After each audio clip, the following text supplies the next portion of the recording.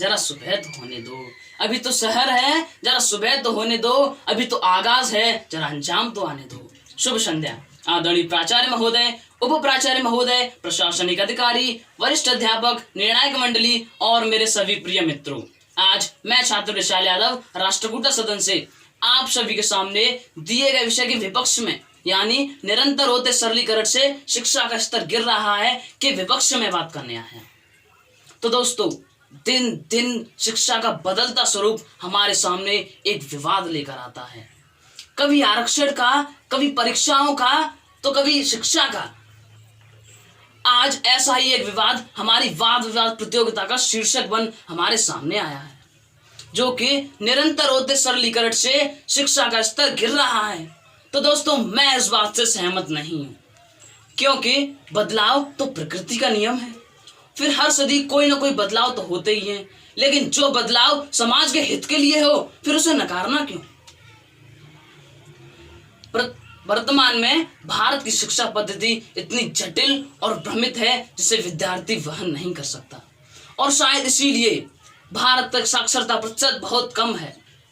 आज के दौर में सरलीकरण एक बहुत अच्छा कदम है, क्योंकि सिर्फ 3 साल के छोटे छोटे बच्चों पर पढ़ाई का इतना असह्य बोझ डाल दिया जाता है जिसे वह सहन नहीं कर पाते। परीक्षा में कम ज्यादा अंक आने पर वह एक दूसरे की कुशाग्रता पर चिंता करने लगते हैं। सरलीकरण से हमें कई लाभ हुए हैं। जो विद्यार्थी कभी पढ़ना नहीं चाहते थे, आज वो शिक्षा में रुचि दिखा रहे हैं। उनमें प्रतिस्पर्धा की उमंग जाग उठी है। पढ़ाई आसान हो गई है। अरे, पढ़ाई आसान हो गई है, क्या कह रहे हो? ये सब बातें सुनकर ग्रामीण बच्चे भी आगे आएंगे और भारत की साक्षरता का प्रतिशत और भी बढ़ाएंगे। जो विद्यार्थी शुरू में ही कठिन शिक्षा देखकर उससे मुंह मोड़ लेते थे और अपने जीवन की उमंगों को दांव पर लगा देते थे, आज वे विद्यार्थी पढ़ना चाहते हैं। यदि सरलीकरण न हुआ होता तो शायद रामायण, महाभारत, भगवत गीता जैसे ग्रंथ सिर्फ संस्कृत में ही पढ़े जाते, तो आपके और मेरे समझ में बहुत कम आते। न जाने कितने आयुर्वेदिक नुस्खों, श्लोकों और शास्त्रों से हम अनजान ही रह जाते। कुछ लोग चाहते हैं कि आज का विद्यार्थी आत्मविश्वास के बल पर न जिए। मेरे प्रतिस्पर्धियों का कहना है कि सरलीकरण के कारण विद्यार्थी मेहनती नहीं रहा, वह कमजोर हो गया है। तो मैं उन्हें बता दूं कि मित्रों, सरलीकरण तो सिर्फ एक डोर है जिसके सहारे विद्यार्थी जीवन में आगे बढ़ सकता है, अपनी मंजिल प्राप्त कर सकता है। हमारा भारत हर क्षेत्र में एक प्रगतिशील देश है। तो क्या आप चाहते हैं कि वह शिक्षा के क्षेत्र में प्रगतिशील ना हो?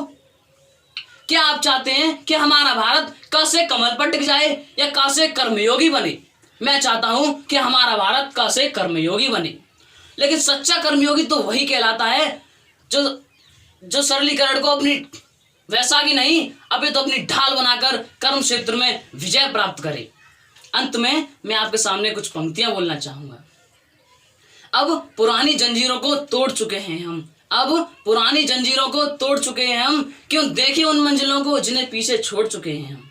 नया दौर है, नई उमंगें, अब है नई कहानी, युग बदला, बदलेगी नीति, बदली रीति पुरानी। धन्यवाद।